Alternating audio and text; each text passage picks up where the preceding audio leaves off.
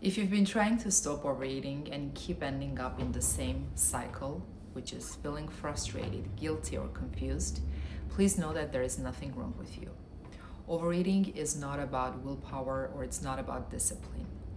We can look at it as a signal, a simple message from your body and mind that something deeper needs care. I'm Aida, I'm an eating disorder specialist, and today I want to help you understand the reasons why you overeat and what can you do to decrease overeating and eventually stop it for good. So let's start by understanding why we overeat. Because unless we truly understand the reasons behind our eating pattern, it will be hard to fix them.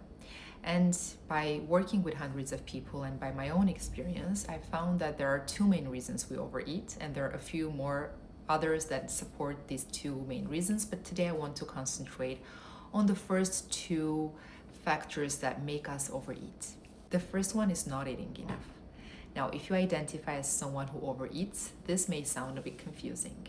You might be thinking, how can I not be eating enough if I'm eating too much? And hence I'm watching this video. But here is oftentimes what happens. You go through your day quite underfed or not consistently nourished. Maybe not intentionally starving yourself, maybe intentionally skipping meals, eating too little, eating distracted, eating rushed in a way that doesn't really register in your body.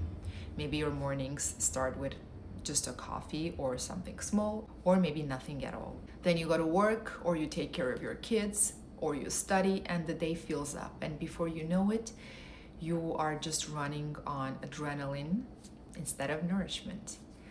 By the afternoon or by the evening, your body desperately needs energy, and energy means safety for your body. So your brain senses that it's been deprived and it pushes you to eat now to restore the balance.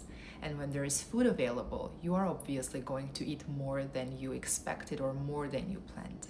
And also, it doesn't help that the diet mentality or the diet culture has perpetuated the idea that the less you eat, the better you are, which is of course so far from the truth. So maybe you're not intentionally on some kind of a diet, but you're not eating in a calm, nourishing, consistent way that will register in your body. So your body overeats when it has the chance. The second main reason is the mental restriction. Even if you're eating enough physically, sometimes you might still be carrying the rules about food. Ideas that certain food are inherently bad, or that you need to earn them by maybe exercising more, or that you should always be very careful around food.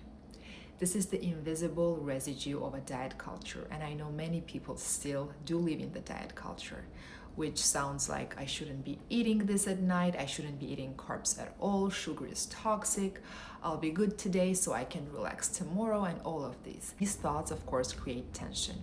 So now anytime you're around food, especially around the food that you think you shouldn't be eating, that are restricted for yourself, your primitive brain kicks in and it says, eat now while you can, because the food might not be here anymore. So this is why many people often feel out of control around food that they have labeled as off limits or as not allowed or as bad. And know that it's not a weakness, it's not your fault, it's the fault of the diet culture that is so prominent and it's everywhere, sometimes disguised in healthy terms, under healthy terms, but its main purpose is for you to control your food in order to control your body size. Of course, there are other reasons as well, which is the emotional regulation, and we know that for some of us, having food presents some kind of an emotional comfort, and that can actually be true because food also gives us some comfort.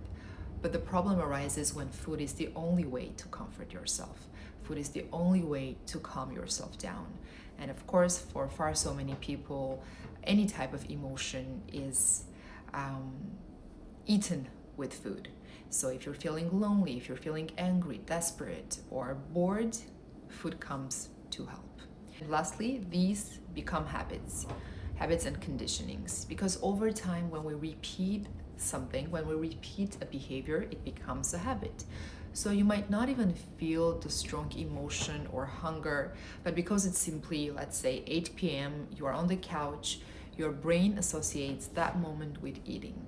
So you'll have the urge to eat, you'll probably act on that urge and eat, so that neural pathway, that neural connection will become even stronger. But the beautiful thing about our brain is the neuroplasticity, which means that we can change the neural connections, we can change the associations in our brain by first becoming aware of our current neural connections, and of course by changing it, by implementing new behaviors and repeating them. And it's 100% possible and available for you to do. So after that, let's say 8 p.m. can become tea time or journaling or just simply resting, doing nothing. So how to start changing it? Because of course we have to understand the reasons why, but the most important step is to actually take steps into changing the current situation. The first and most important step is regular nourishment. What your body truly needs is consistent meals that serve you and support you. For some people, that might mean 3 meals a day and 2 snacks. For others, it's 4 balanced meals and no snacks at all. Maybe for some, it's 2 big meals and maybe 2 snacks. It is very individual. It depends on your rhythm, your metabolism, your lifestyle, your hunger signals. But what matters is this: eating enough, eating regularly so your body feels safe. When the body feels safe, the mind relaxes and overeating naturally decreases. Please know that you don't need any strict meal plans or any meal plans at all, but maybe a gentle structure will be helpful. And in order to have that structure, you can start by asking yourself what I like to eat, how I like to eat my food.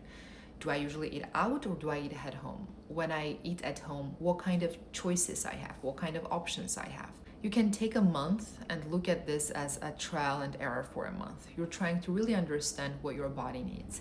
Maybe you can write that down on a paper, just some options for your lunch and dinner and snacks. Or maybe you can have it in your mind, because I know that for some people who have a history of eating disorders, writing anything down or anything closer to planning could be triggering. So you would know what works best. Know that you don't have to write it down.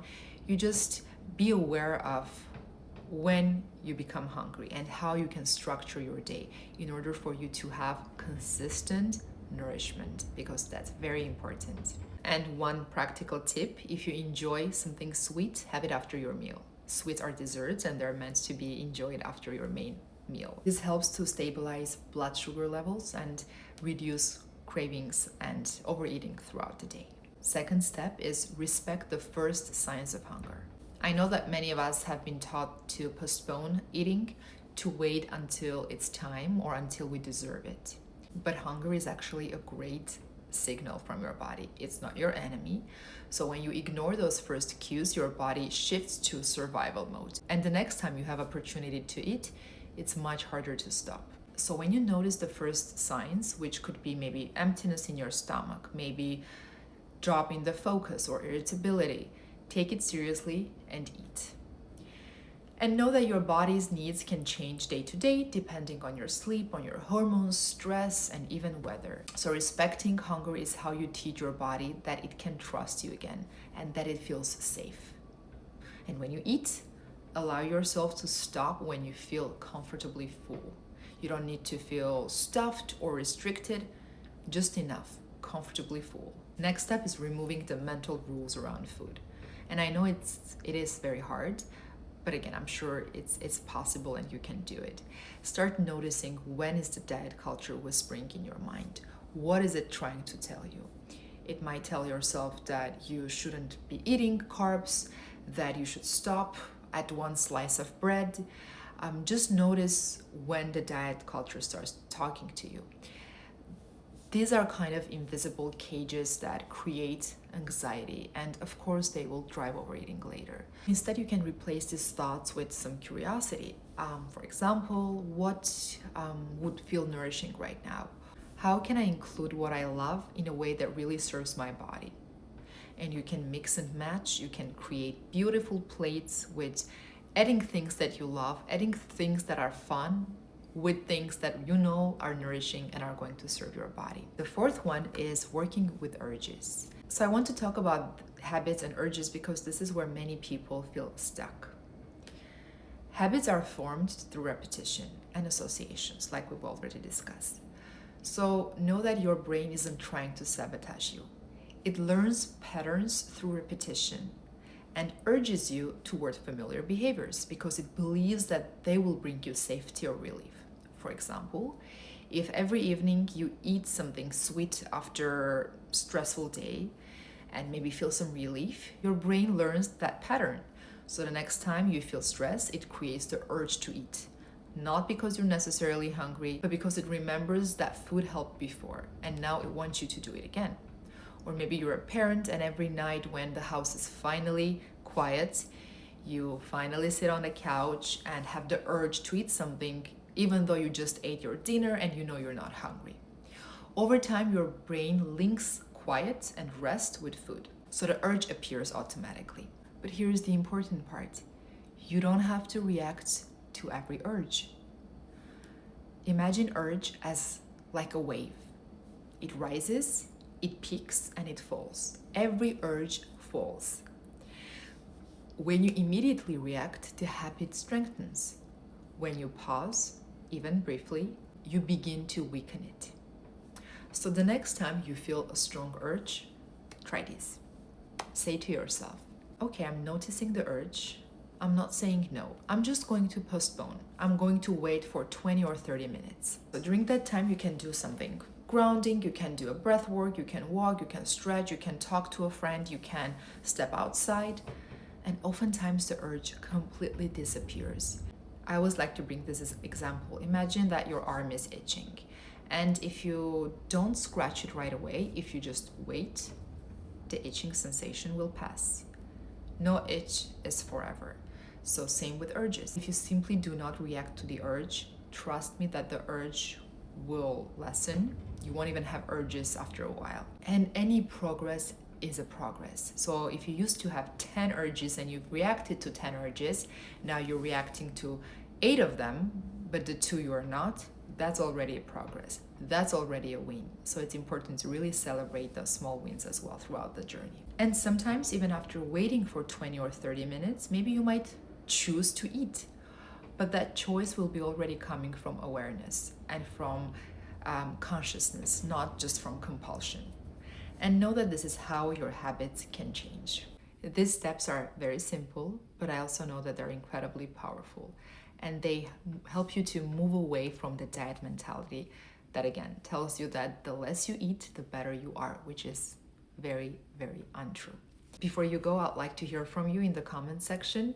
Which one of these whys resonated with you? And what are the steps that you are planning to take? I'll see you in my next video.